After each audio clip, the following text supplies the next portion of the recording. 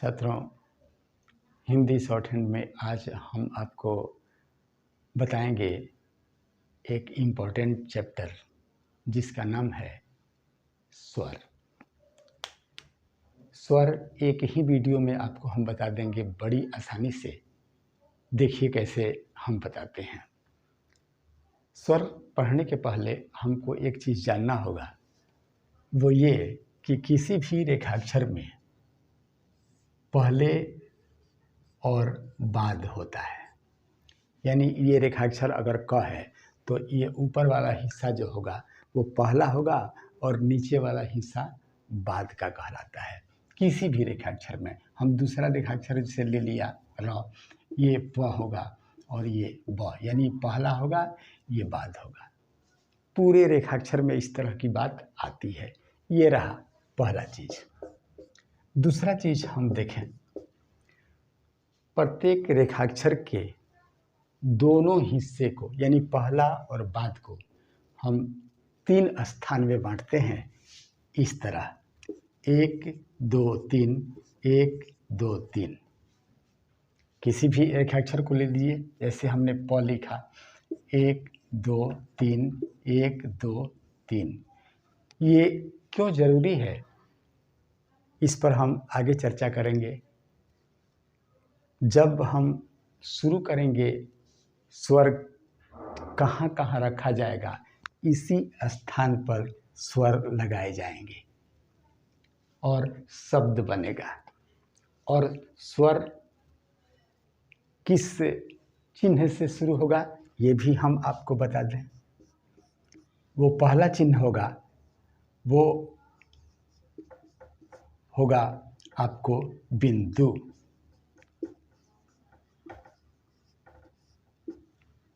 बिंदु।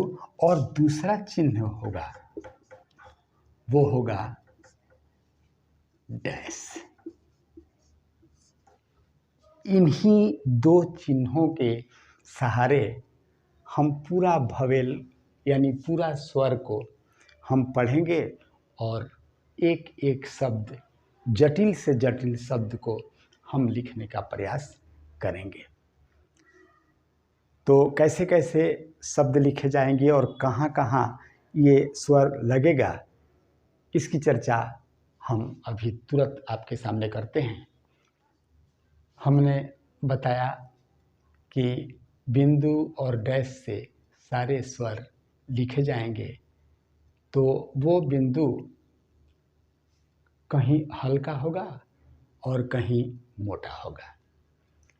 तो मोटा बिंदु से कौन कौन से स्वर होंगे और मोटा डैश से कौन कौन से स्वर होंगे, फिर हल्का से कौन स्वर बनेंगे और हल्का डैश से कौन स्वर बनेंगे, आपके सामने है। तो पहले हम लेते हैं मोटा बिंदु।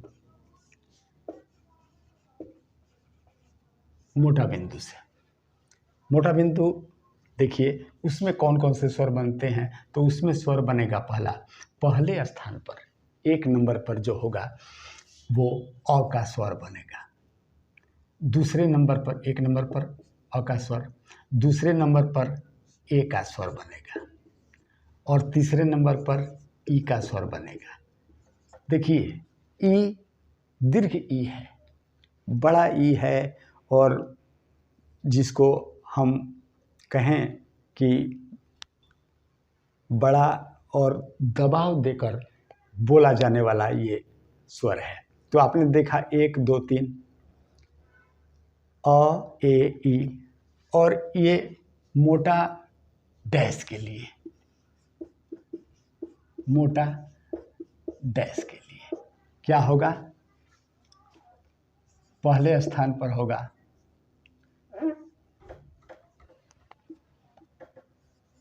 आ, और दूसरे स्थान पर होगा ओ, और तीसरे स्थान पर होगा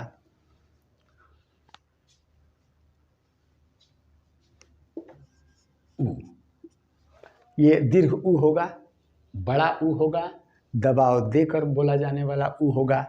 ये तीसरे स्थान के लिए होगा। आपने देखा मोटा बिंदु और मोटा डैश के लिए। अब हल्का बिंदु और हल्का डैश के लिए भी देख लें।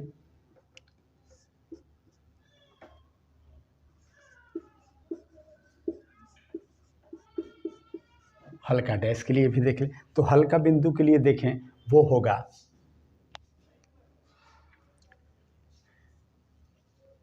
पहले ए होगा, दूसरे स्थान पर औ होगा